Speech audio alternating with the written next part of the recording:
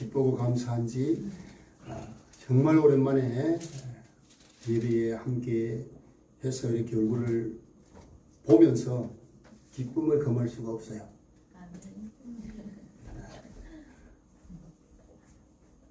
그 기쁨과 함께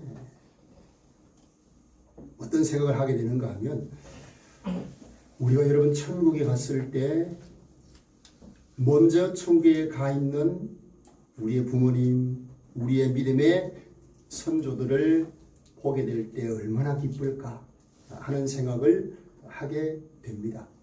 여러분 오랜만에 우리 서로 축복하면서 인사하도록 하겠습니다. 하나님은 당신을 가장 사랑하십니다. 한번 인사합니다. 하나님은 당신을 가장 사랑하십니다. 아멘. 여러분, 한 아이가 태어나서 아버지가 누군지도 모른 채 살아간다면 얼마나 불행한 아이일까요? 실제로 미국 테네시 주의 한 작은 마을에 벤 후프라고 하는 아이가 그렇게 태어났어요. 아버지도 모른 채 태어나서 날 때부터 아주 체구도 작았고 자라면서도 마치 영양실조 걸린 것처럼 그렇게 아버지 없는 아이로 그렇게 힘들고 어렵게 살았는데, 마을 사람들은 이 벤 후프가 자기의 아이들과 노는 것도 금했습니다. 못하게 했습니다. 왜? 늘 그를 멸시하고 무시하고 아버지도 없는 아이로 그렇게 놀림감이 되면서 부모들조차도 그 아이와 놀지 못하게 만들 정도로 이 벤 후프는 어려운 그런 어린 시절을 보냈습니다. 여러분, 아이들은 그렇다 치더라도 어른들은 이해를 하고 그 아이를 품어주었으면 얼마나 좋았을까요? 그렇게 어렵고 고통스러운 어린 시절에 이 벤 후프가 12살이 되었을 때 그 마을 교회에 아주 젊은 목사님이 오시게 되었어요. 그러면서 소문이 쫙 퍼진 겁니다. 그 젊은 목사님은 어떤 사람이든지 따뜻하게 맞아주고 비난하지 않는다는 거예요. 이 소문을 들은 벤 후프가 그 교회를, 지금까지 교회를 한 번도 가본 적이 없어요. 근데 교회를 가보고 싶어진 거예요. 그래서 어느 주일날 교회에 예배가 시작이 되고 한참 예배를 드릴 때 들어갔어요. 멀리 앉아서 그렇게 예배를 드리고 목사님의 축도가 끝나기 전에 후다닥 도망치듯이 나왔어요. 그렇게 몇 주를 교회에 와서 예배를 드리고, 어느 주일에는 이 목사님이 전하시는 하나님의 말씀에 너무 감동을 받은 거예요. 목사님이 축도를 하시려고 하면 후다닥 뛰어나와야 되는데 그 타이밍을 놓친 거예요. 축도가 마치고 목사님이 나오셔서 뒤에서 교인들과 인사하는 상황이 된 거예요. 그래서 벤 후프가 이제는 목사님을 거치지 않고는 집에 갈 수 없는 상황이 된 겁니다. 목사님 벤 후프의 손을 악수를 하면서, 너는 누구 아들이니? 묻자 모든 성도들이 갑자기 조용해졌어요. 왜? 벤 후프가 어떤 아이인지를 알았기 때문에, 아빠가 없다는 것을 알았기 때문에.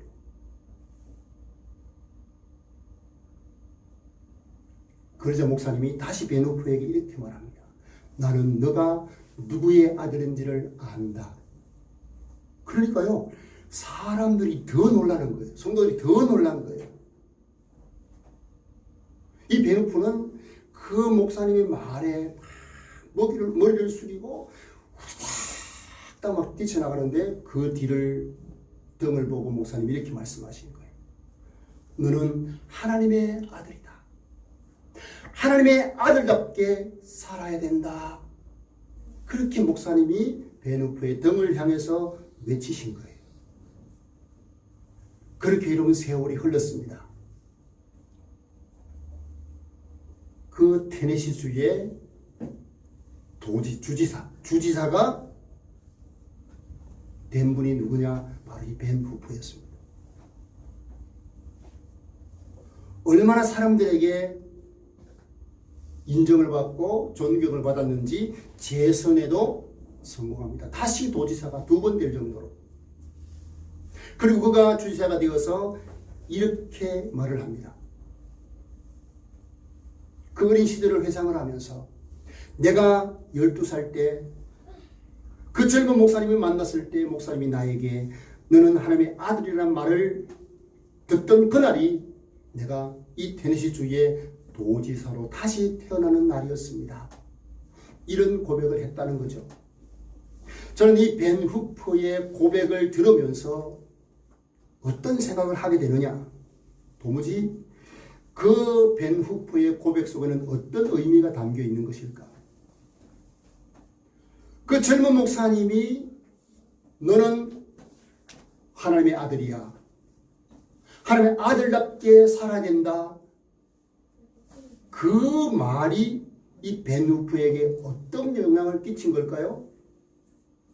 육신의 아버지는, 자기를 낳아준 아버지는 누군지 몰라요. 그러나 자기의 영혼의 아버지인 분이 하나님이신 것을 알았을 때 그는 삶이 달라진 겁니다. 무엇을 말합니까? 어린아이든 어른이든 내가 하나님의 아들이 되었다. 하나님의 자녀가 되었다. 이것을 아는 자는 삶이 변화되라는 거예요. 삶이 바뀌더라는 겁니다.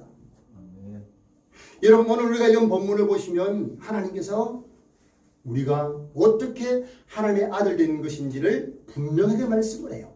자, 26절을 한번 보시기를 바라요. 자, 26절을 한번 같이 읽습니다. 시작. 너희가 다 믿음으로 말미암아 그리스도 예수 안에서 하나님의 아들이 되었으니. 아멘. 믿음으로 하나님의 아들이 될 것이다 가 아니에요. 믿음으로 하나님의 아들이 되었다. 이미 믿음으로 하나님의 아들이 되었다라고 말씀을 하세요. 여러분, 이 우주 만물을 창조하신, 말씀으로 창조하신 하나님의 아들이 되었다. 자녀가 되었다. 여러분, 이게 얼마나 큰 영광이고 큰 특권입니까? 여러분, 여기 아들이 되었다 그러니까 우리 여자분들, 우리 여자아이들은 그럼 우리는 뭐 딸인데 뭐야 이거? 그것은 여러분 제가 설교 중에 뒤에 설명을 드릴게요. 이유가 있어요. 아들 속에는 다 남자나 여자나 다 포함이 되어 있어요.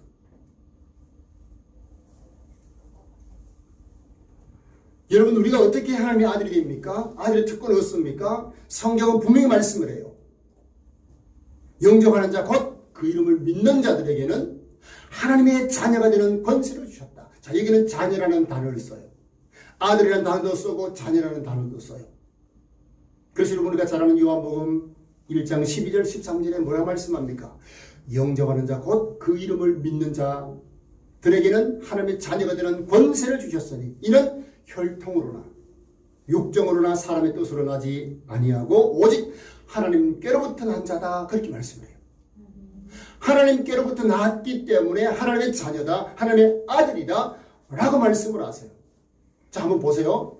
우리가 이 땅에 태어났다는 것은 육신의 부모님이 있다는 거예요. 그래서 육신의 부모님으로부터 받는 생명을 바이오스라고 해요. 바이오스. 고급 용어죠. 들어나 보셨나요? 바이오스. 이 육신의 생명을 말해요. 그런데 여러분, 사람은요 육신의 생명으로 끝나지 않아요. 우리가 예수님을 믿어서 하나님의 자녀가 될 때 영원한 생명을 받는데 그 생명은 조에라는 단어를 씁니다. 조에. 영원한 생명. 천국에서 영원히 살 수 있는 생명. 이 조에입니다.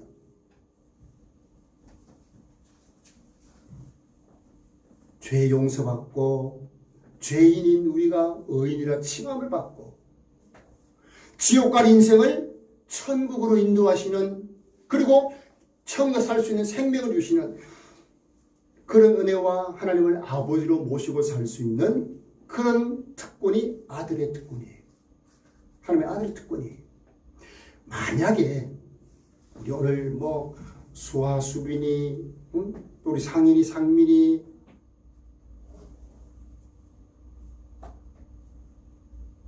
모르긴 몰라도 하나님께서 이 어린 아이들의 죄까지도 다 결쳐내면 저 아이들도 부끄러울 거예요. 생각으로 지은 죄라든지 욕심을 부렸다든지 남을 미워했다든지 이런 죄를 다 결쳐내신다 그러면 아이들조차도 부끄러울 거예요. 아이들이 그렇다면 우리 어른들은 어떨까요? 하나님께서요 우리의 죄를 하나하나 다 결쳐내시면 소위 좀 속된 말로 아이들이 있어서 이 말씀 안 되겠어요. 창피해서 못 살 거예요. 얼굴 들고 못 살 거예요. 저는 그럴 것 같아요. 여러분 어떠세요? 여러분 죄가 다 드러난다. 하나씩 다 드러난다. 저를 한번 보세요. 여러분 죄가 다 드러나면 어떻게 살아요? 이런 죄인을요 예수님을 통해서 죄를 깨끗하게 씻으시고 그 예수님을 나의 구원자로 믿는 자에게 하나님의 아들의 권세를 주셨으니 이게 얼마나 놀라운 은혜냐는 거예요. 하나님의 자녀가 어떻게 된다고요? 26절 다시 한번 보세요. 어떻게 하나님의 자녀가 된다고요? 믿음으로 말미암아. 예수님을 믿음으로 말미암아. 나의 구원자로 믿음으로 말미암아. 나의 죄를 위해서 십자가에 죽으시고 부활하셨다는 사실, 죽음을 이기시고 다시 사셨다는 이 사실을 믿음으로 말미암아 하나님의 아들이 된다. 여러분 이것은 복음의 기본 중에 기본이에요. 기초 중에 기초예요. 근데 이게 든든해야 됩니다. 자, 여러분 한번 생각을 해보세요. 기초가 약한 집에 1층을 올리면 그래도 버틸 수 있을 거예요. 근데 2층, 3층 계속 올리면 무슨 일이 일어날까요? 그 집은 기초가 약하기 때문에 무너질 수밖에 없어요. 우리의 신앙생활이요 기초가 제대로 되어 있지 아니하면 신앙생활을 오래 하면 오래 할수록 신앙이 무너질 가능성이 많아요. 왜요? 나는 믿음 있는 줄 알고 그렇게 믿음이 큰 줄 알고 그렇게 착각하거든요. 그러다가 여러분 조금만 어려움이 오거나 환경이 나에게 불편해지면 믿음이 박삭 무너질 수가 있는 거예요. 저는 여러분 이 갈라디아의 말씀을 통해서 여러분들이 믿음의 기본, 기초가 분명하게 서기를 바랍니다. 예수님이 나를 위해 내 죄를 내가 십자가에서 죽어야 될 그 죄를 대신 십자가에 죽으시고 마지막 피 한 방울 물 한 방울 다 흘려주시고 나를 위해 죽어주셨다.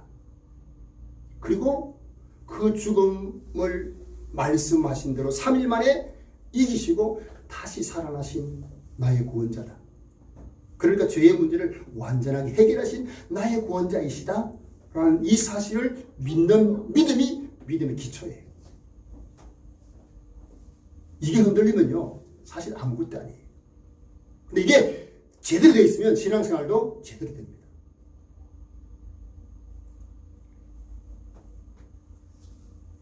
저는 여러분 예수님의 십자가, 예수님의 부활, 이 관련된 이 핵심적인 엑기스 복음을 이해하면 이해할수록 여러분 우리는 이 세상을 살아가는 동안도 감격 속에 살 수밖에 없는 거예요. 여러분 죄인인 우리를 하나님의 아들로 삼아주셨다. 이게 여러분 얼마나 큰 은혜입니까? 오직 예수님을 믿음으로 말미암아 하나님의 아들이 되었다. 하나님의 자녀가 되었다. 조회라고 하는 영원한 생명을 얻게 된 것, 이게 여러분 얼마나 큰 복입니까? 그래서요 이런 예수님을 믿음으로 하나님의 아들이 된 자들은 자, 어떤 자인가를 27절에서 설명을 하는데, 자 27절 한번 보실까요? 자 시작. 누구든지 그리스도와 합하기 위하여 세례를 받은 자는 그리스도로 옷 입었느니라. 아멘. 자, 누구든지 그리스도 예수님과 합하기 위하여 하나 되기 위하여 세례를 받은 자는 그리스도로 옷을 입은 자다. 그렇게 말씀을 해요. 자, 오늘 여러분 옷을 안 입고 온 사람 아무도 없어요. 만약에 옷을 안 입고 왔다 그러면 너무 당황스러울 거예요. 여러분 한번 상상을 해보세요. 설교자가 그냥 옷을 입지 않고 설교할 수 없잖아요. 우리가 예수 그리스도로 옷을 입었다. 그런데 예수님과 하나 되기 위하여서 세례를 받은 자는 예수님으로 옷을 입은 것이다. 그렇게 말씀하는데 이게 어떤 의미인가? 우리 지난주에 성찬식을 했잖아요. 성찬식을 하면 세례를 받거나 입교, 어릴 때 유아세례를 받은 사람 외에는 참여를 하지 못해요. 그래서 우리 교회에서는 성찬식에는 참여하지 않는 아이들에게 똑같은 카스테라를 예배 마치고 먹을 수 있도록 줘요. 아이들 시험 들지 말게. 그리고 성찬식에 대한 기대감을 가지도록. 근데 여러분, 세례라고 하는 것은 나는 예수님과 함께 죽고 나는 예수님과 함께 살았다 라는 의미를 담은 것이 세례입니다. 그러니까 세례는 아무나에게 주지 않습니다. 유아세례를 줄 때는 부모님이 아이를 믿음으로 키울 것을 보고 유아세례를 줍니다. 그리고 성인이 되어서, 성인이 아니지만 만 14세가 되면 스스로 자기의 믿음을 고백할 정도가 되면 어떻게 합니까? 그 아이의 믿음을 확인을 해요. 네가 예수님을 너의 구원자로 믿느냐? 네가 죄인인 것을 확실히 알고 예수님을 너의 구원자로 믿느냐? 확인을 하고 세례를 베풉니다. 우리 지난번에 우리 해찬이를 세례를 입교 이제 학습부터 해서 세례를 주려고 하니까 아직 만 14세가 안 됐더라고요. 중2가 됐는데 이 해찬이가 이게 생일이 12월 달이라 가지고 만 12세가 안 돼 가지고 못 했어요. 내년에 해야 돼. 여러분, 그렇게 하는 이유가 뭔가 하면 자기 스스로 믿음을 고백할 수 있을 때 나는 예수님과 죽은 사람이다. 그리고 예수님과 함께 다시 산 사람이다. 이것을 여러분 세례를 베푸는 이유입니다. 근데 세례를 베푼 예수님과 하나 되는 것이고 예수님과 하나 된 사람들은 세례 받은 사람들은 예수님으로 옷을 입은 자다. 그렇게 말씀해요. 여러분, 예수님으로 옷을 입으면 예수님이 얼마나 귀합니까? 하나님의 아들이신데.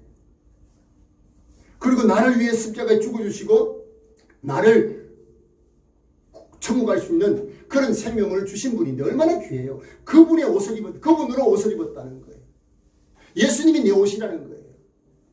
그러면 예수님의 옷을 입은 사람은 예수님의 옷을 입은 사람답게 사는 겁니다.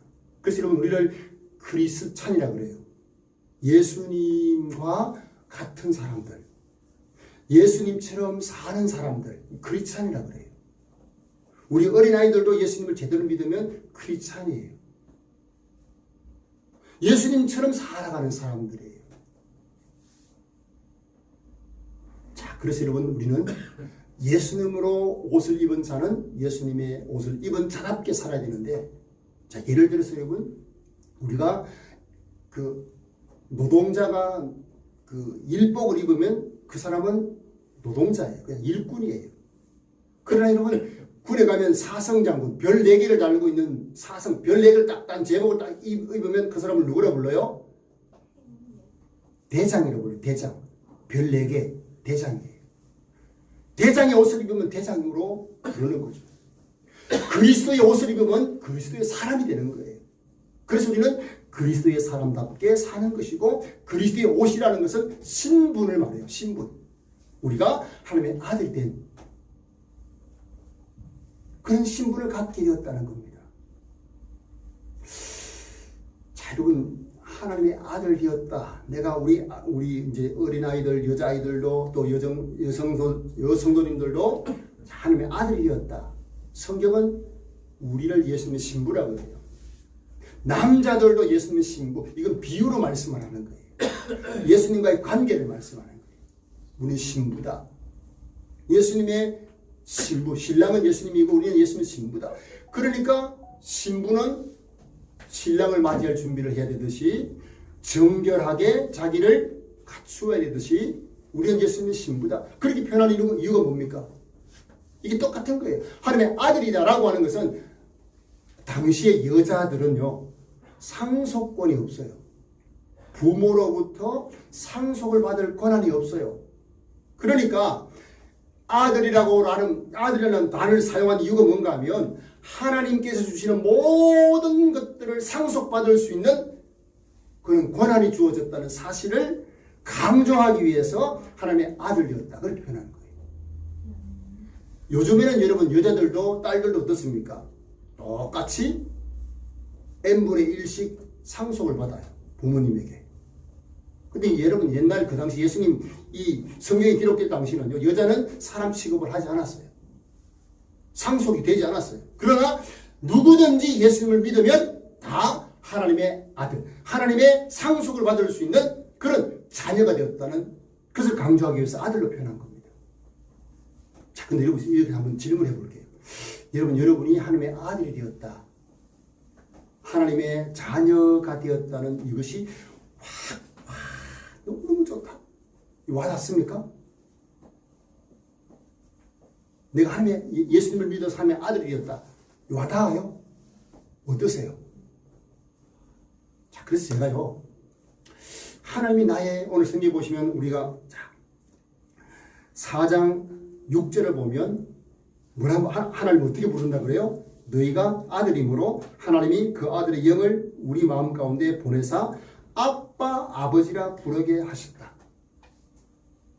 하나님의 영이신 성령을 주셔서 예수님을 믿는 사람들에게 하나님을 아빠라고 부를 수 있는 그런 은혜를 주셨다는 거예요. 자, 여러분 아버지가 친밀감이 있나요? 아빠가 친밀감이 있나요? 아빠예요. 저도 두 아들과 딸이 하나 있지만 아빠라고 하면 훨씬 좋은데 두 아들은 조금 크니까 아빠라고 좀 불러달라고 사정사정을 해도 안 불러줘요. 아버지라 그래요. 굉장히 막 거리가 먼 것처럼 느껴져요.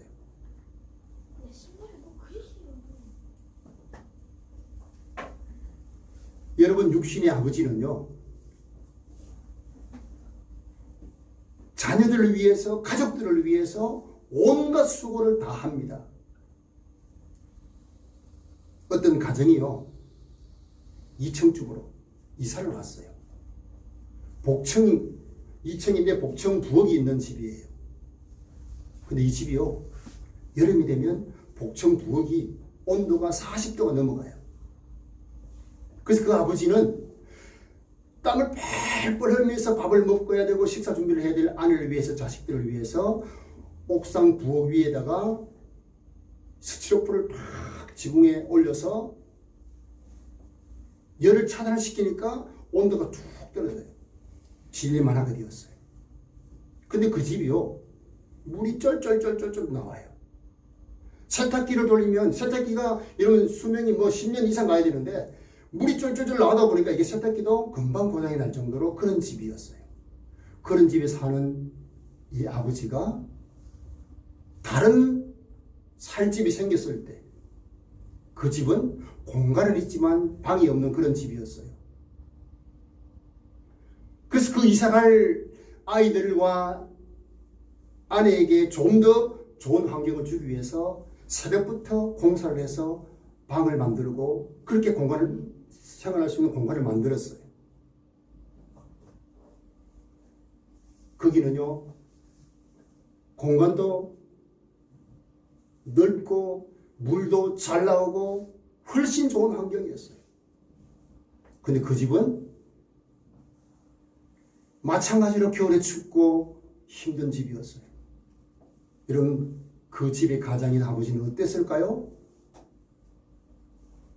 더 좋은 집으로 자녀들을 또 아내를 살게 하고 싶은 마음이 들지 않겠습니까? 여러분 누구 이야기냐? 저 이야기입니다. 제 이야기입니다. 저희가 진해에 왔을 때 전셋집 2,200만 원짜리 전셋집에 이사를 왔어요. 와봤더니요. 겨울에는 얼마나 추운지.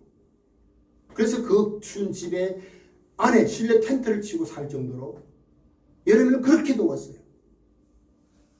근데 여러분 육신의 아버지가 되어서 자녀들에게 아이들은 어떻게 했는가 하면 2층 침대가 있는데 2층 침대를요. 바람 하나 들지 않도록 난방 필름을 가지고 다 싸줬어요. 푹 싸가지고 그렇게 들어가면 따뜻하도록 만들어주니까 아이들이 그때를 추억을 해요. 왜 제가 그런 수고를 하고 왜 그렇게 했을까요?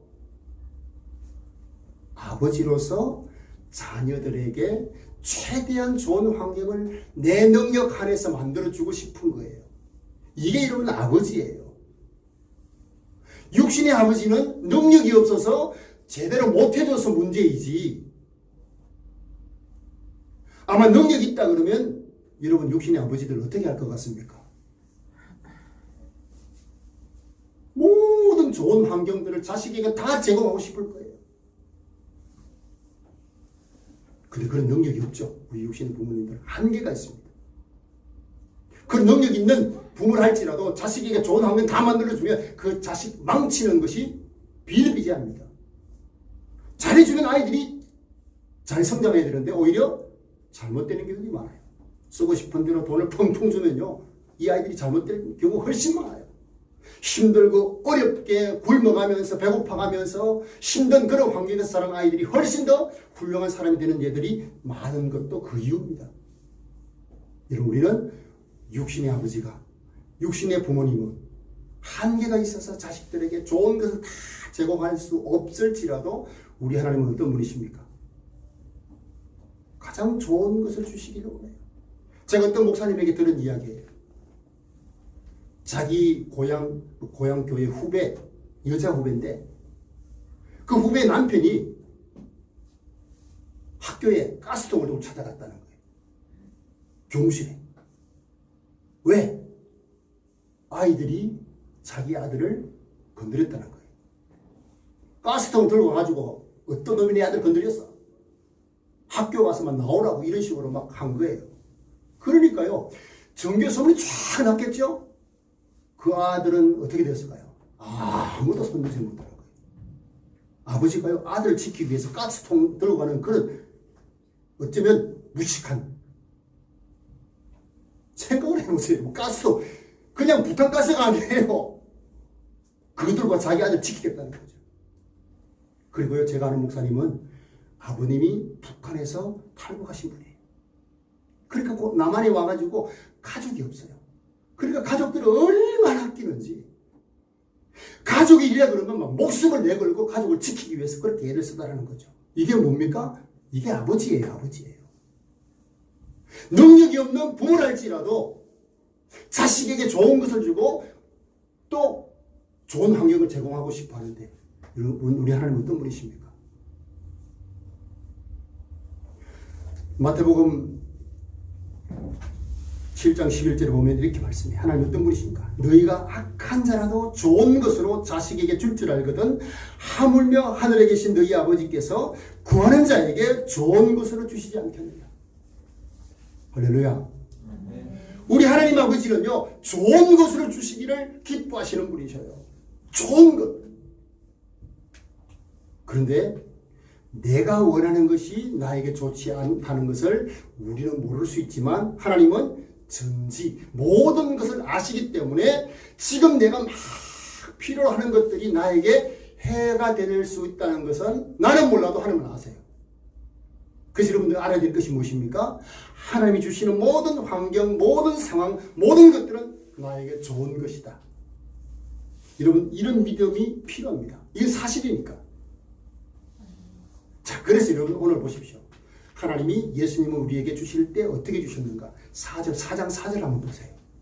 자, 4장 4절. 자, 읽습니다. 시작. 때가 참에 하나님이 그 아들을 보내사 여자에게서 나게 하시고 율법 아래에 나게 하신 것은, 아멘. 자, 보세요. 때가 참에 하나님이 그 아들을 보내셨어요. 때가 찼을 때. 언제?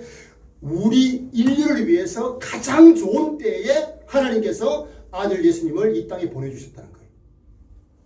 우리는 몰라요, 그 때가 언젠지를. 그런데 하나님은 아시고 가장 좋은 때에 예수님을 보내신 겁니다.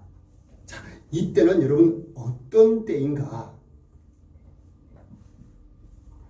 이때는요, 당시에 로마가 전 세계를 지배하고 있을 때였습니다. 그래서 모든 길은 로마로 통한다고 할 정도로 로마가 전 세계를 지배하면서 복음이 전파되면 로마가 전 세계로 길을 막 뻗어놓은 그 길을 따라서 복음이 전해질 수 있는 그런 환경이었어요. 복음이 쉽게 전해질 수 있는 그런 복음의 길들이 로마 제국을 통해서 만들어진 그때에 보내신 겁니다. 그리고 문화적으로는 당시의 문화가 헬라 문화, 헬라 문화를 통해서 모든 사람들이 헬라를 통용하고 있을 때, 헬라를 사용하고 있을 때, 그때 여러분 헬라어로 복음이 전해질 수 있도록 그렇게 한 것입니다. 복음을 효과적으로 전할 수 있게 하신 것이죠. 그리고 그 당시에는요, 영적으로는 음란한 세대였어요. 무슨 말이냐? 우상을 많이 숭배하던 때였습니다. 그 말은 무슨 말입니까? 섬겨야 될 참된 하나님을 제대로 모른 채 우상을 섬기고 있었다는 거죠. 그런 때에 예수님이 하나님의 아들로서 보냄을 받고 구원자가 되신 사실이 복음이 되어서 사람들에게 전해질 때 어떤 일이 일어났습니까? 전 세계적으로 역사의 대전환기. 여러분, 역사가 어떻게 반으로 갈라집니까? 역사의 기준은 예수님을 통해서 기준이 쫙 나눠지죠. 예수님이 오시기 전의 시대를 무슨 시대라고 어떻게 부릅니까? BC라고 그래요. 기원전. BC, Before Christ. 예수님 이전 시대. 그리고 예수님을 기준으로 예수님 오신 이유를 AD, 아노 도미네. 주님의 해라는 뜻입니다. 주님이 다스리고 계시는 해. 1년, 2년, 지금 뭐예요? 주님이 다스리신 지가 2022년이 된 거예요. 자, 그렇게 여러분 역사적으로 예수님이 역사의 중심에 딱 서실 만큼 그런 때에 적당한 때에 하나님께서 예수님을 보내셨다는 겁니다. 그만큼 여러분 저나 여러분에게 예수님은 우리 구원자이신데 하나님이 적절한 때에 가장 적합한 때에 보내주셨다는 사실이에요. 누구로? 우리 구원자로. 그 예수님을 믿는 자들에게는 하나님의 아들 되는 그런 은혜를 주신 것이다. 그러므로 여러분 우리가 하나님의 아들 되어서 어떻게 살아야 될까요? 자, 그리스도로 옷 입은 자다. 그리고 예수님 안에서 하나님의 유업을 이을 자다. 그렇게 말씀을 하는데 우리 삶 어떻게 살아야 될까요? 간단하게 말씀을 드릴게요. 여러분 하나님이 예수님 보내주실 때 예수님 믿는 자에게 하나님과 예수님의 영을 주십니다. 성령을 주셔요. 그래서 하나님이 우리와 함께 하시게 돼요. 우리 수아가 예수님 믿으면 수아 마음속에 예수님이 계셔요. 우리 상인이 마음속에 예수님 믿으면 예수님이 상인이 마음속에 계셔요. 할렐루야. 자, 그래서 여러분 오늘 본문을 한번 읽어보고 또 확인하십시다. 자, 28절 한번 보세요. 너희는 유대인이나 헬라인이나 이 인종을 가리지 않습니다. 종이나 자유인이나 남자나 여자나 여러분 어린아이나 어른이나 이 말은 빠져있지만 예수 그리스도 안에서 다 하나다 그렇게 말씀해요. 다 하나다. 그래서 여러분 우리는 하나님의 아들 된 자들은 다 하나로서 서로를 보듬고 서로를 세워가는 그런 삶을 사는 겁니다. 여러분 제가 금산교회 이야기를 했죠. 우리 한국 교회의 역사적인 교회 중에 하나다. 금산교회, 김제에 있는 금산교회는 지금 1900년대에 세워진 교회입니다. 근데 그 교회는 조덕삼이라고 하는 큰 부자가 있었어요. 그 부잣집에 누가 있었어요? 이자익이라고 하는 이 조덕삼의 마부가 있었어요. 종이었습니다. 근데 이 두 사람이 주인과 종이 하루에 예수님을 믿게 됩니다. 선교사를 통해서 데이트 선교사를 통해서 예수님을 믿게 돼요. 그런데 여러분 교회를 짓고 장로 선거를 하는데 투표를 하는데 누가 당선이 됩니까? 조덕삼 큰 부자가 되는 것이 아니고 그 집의 하인이 장로로 선출됩니다. 그런데요, 이 조덕삼 집사님이 당시에 자기의 종 이자익이 장로가 된 것을 나는 인정 못할세. 그게 아니었어요. 자기 하인이 교회의 장로가 되었을 때 이것은 하나님의 뜻입니다 라고 인정을 하고 자기 종을 장로로 잘 섬겼어요. 그러면서 훗날 목사가 될 수 있도록 이 신학교에 보내서 모든 학비를 다 제공했어요. 목사 안수를 받고도 자기 교회에 초빙을 해서 담임 목사가 되게 할 정도로. 여러분 이게 뭡니까?